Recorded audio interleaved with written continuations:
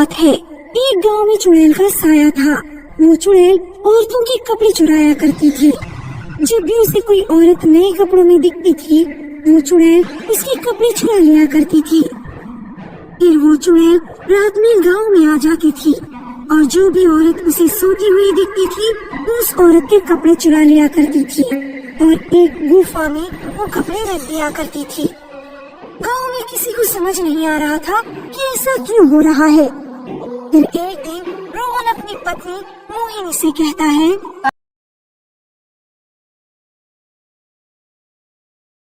अरे भगवान, गांव में औरतों के कपड़े चुराने की घटना बढ़ती जा रही है और तुम हो कि इतना सच संवर रही हो। किसी चुड़ैल में इतना दम कहाँ जो वो मेरे कपड़े चुरा सके। ठीक है, जैसी तुम्हारी मर्जी। अगर तुम्हारे कपड़े उस चुड़ैल ने चुरा लिया ना, तो मेरे पास रोते हुए मत आना।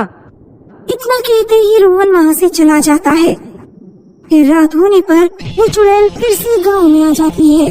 वो अपने शिकार को इधर उधर ढूंढ रही होती है।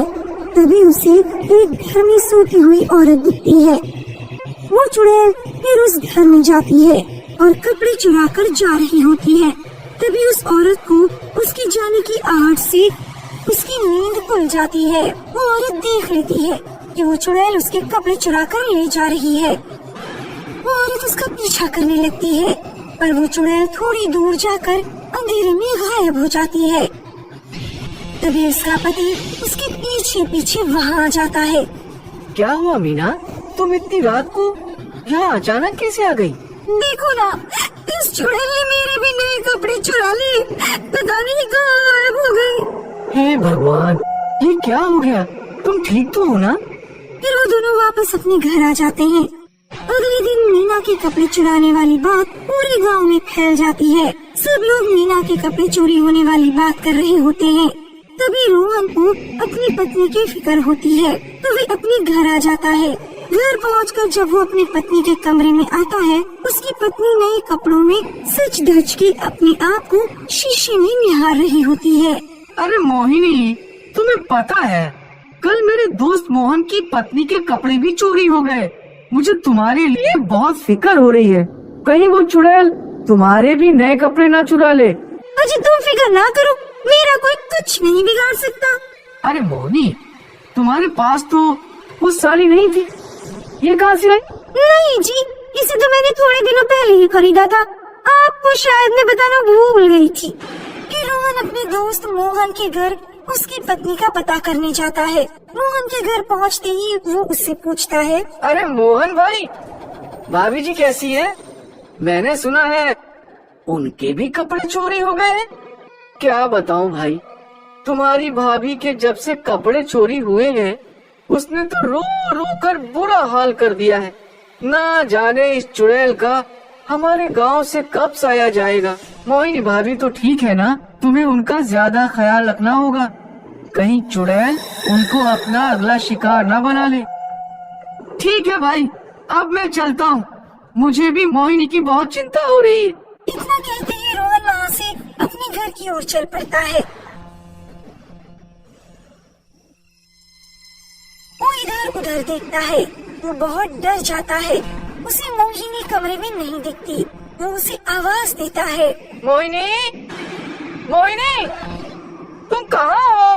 बाहर से एक औरत की रोने की आवाज आ रही होती है। रोहन फिर वहाँ भागा भागा जाता है और देखता है सारे गांव वाले वहाँ खड़े होते हैं। अरे क्या हुआ भाई, किसके चिल्लाने की आवाज आई थी? अरे देखो भाई, उस चुड़ैल ने इस औरत के भी नए कपड़े चुरा लिए और न जाने कहाँ अंधेरे में गायब हो गई। ये सुनकर उसे अपनी पत्नी की फिक्र होने लगती है।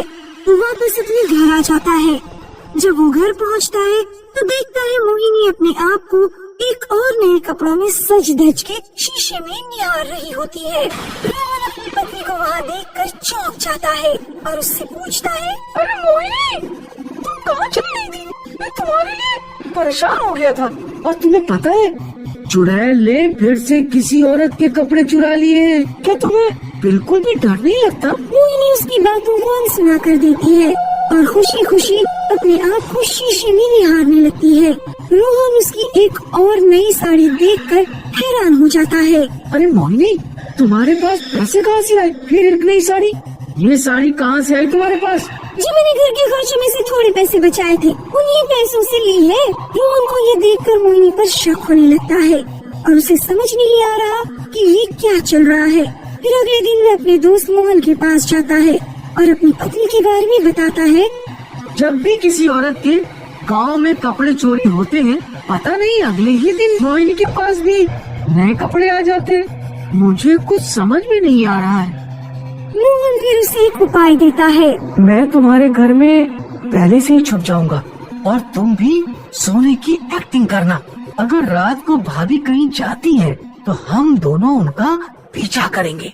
फिर जब रात होती है, मोहन रोहन के घर में उसके बेड के नीचे छुप जाता है और जैसे ही मोहिनी घर से बाहर जाने लगती है, वो रोहन को उठाता है। तो रोहन, देखो भाभी कहीं जा रही है।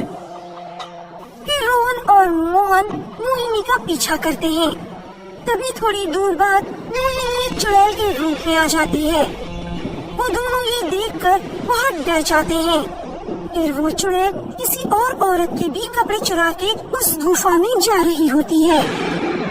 वो दोनों भी उसके पीछे पीछे गुफा में चले आते हैं। फिर रोहन उस चुड़ैल से पूछता है, कौन हो तुम? तुमने क्या किया मेरी पत्नी के साथ? तुम्हारी पत्नी अब मेरे वश में है। मैं हमेशा के लिए मोहिनी के शरीर में रहूंगी। तभी मोहन पीछे से आकर चुड़ैल के चुराए कपड़े में आग लगा देता है। ये तूने क्या कर दिया? वो चुड़ैल मोहिनी के शरीर से निकलकर जलकर मर जाती है। मोहिनी अपने असली रूप में आ जाती है। फिर वो रोहन और मोहन को उस चुड़ैल से बचाने के लिए धन्यवाद करती है और ऐसे इस गांव से